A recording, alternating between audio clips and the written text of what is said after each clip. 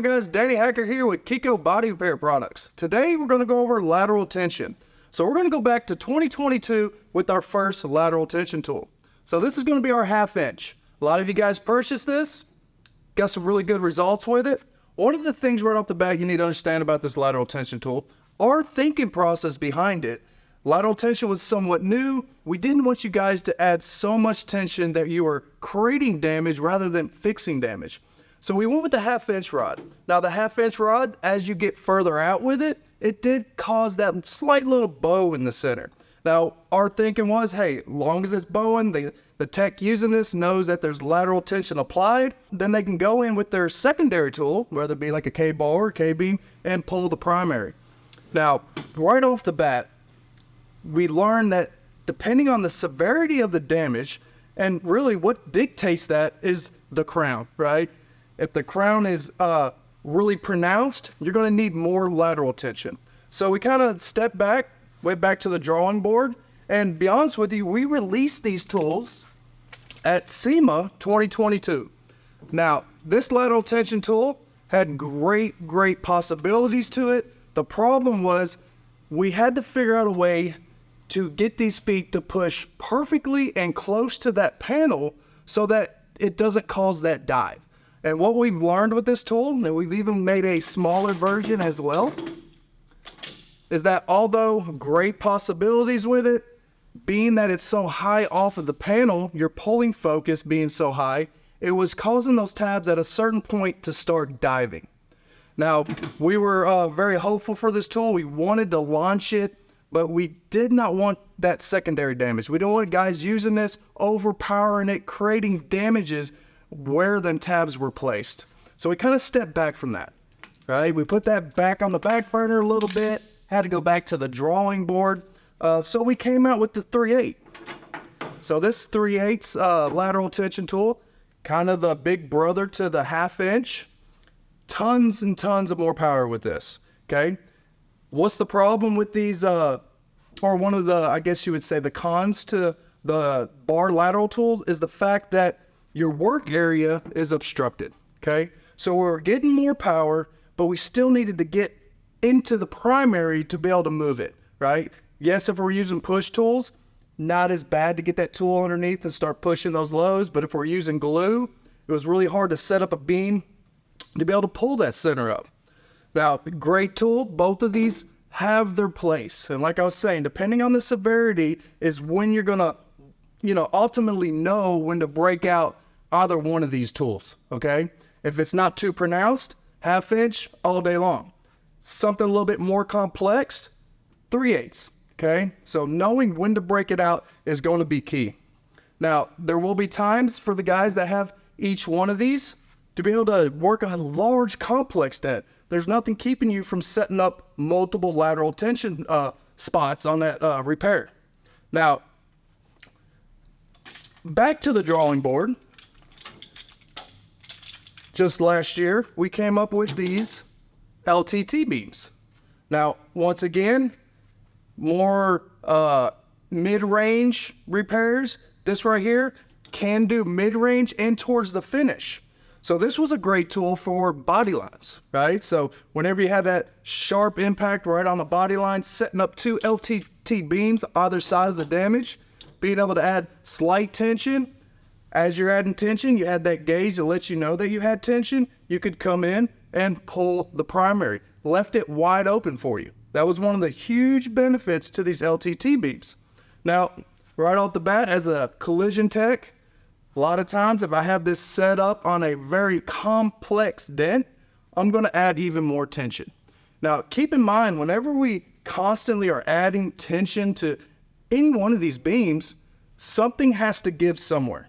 So if your primary is not moving and you're trying to crank that to get that primary to make that big move, because I get it. I see the videos, you see that big move, and it's really satisfying.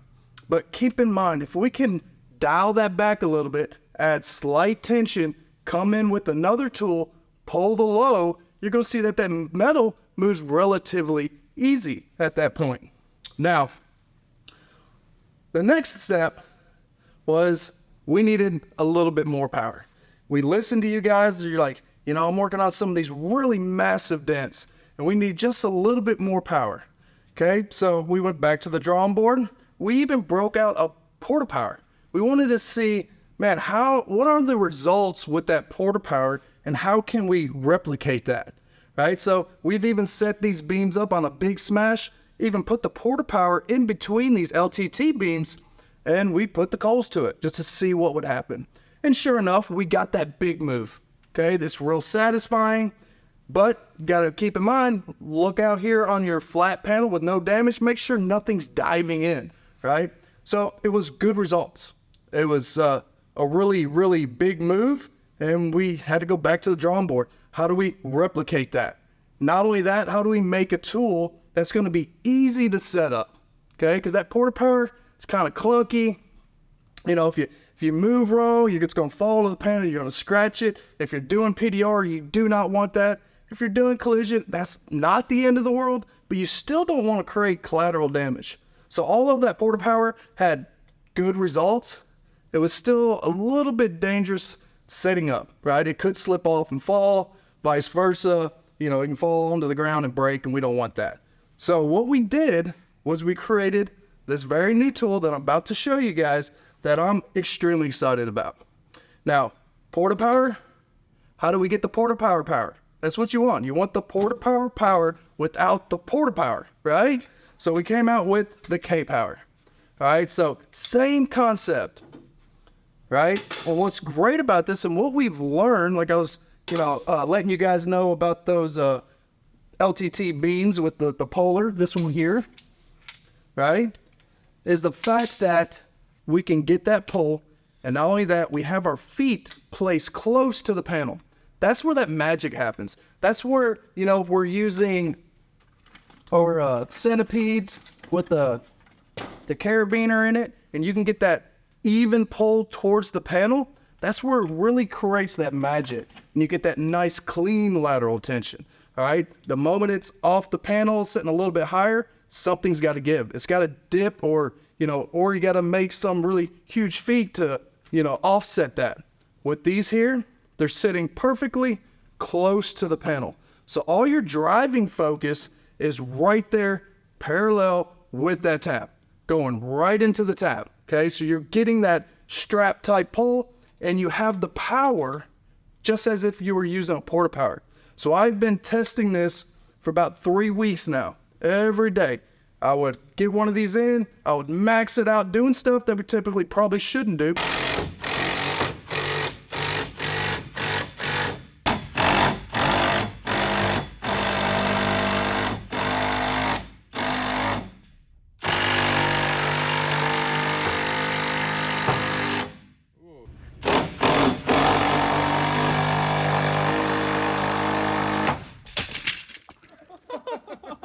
But I gotta test these and make sure that they're gonna hold up in the field, and we narrowed it down piece by piece, right? So now we have the finished product, tons and tons of power.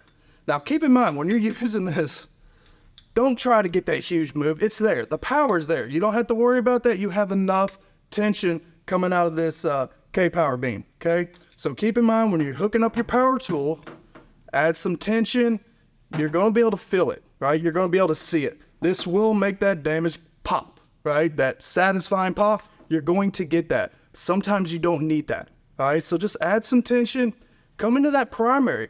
What's great about this, it's gonna be able to pivot out of the way, all right? So if we're set up on the tabs just like this, you can pull this way, right? But what we've learned is if you set it down, all the way down to the bottom, then hook up your power tool, it's gonna spread it, it's gonna leave your primary wide open once again so you can come in and pull that low.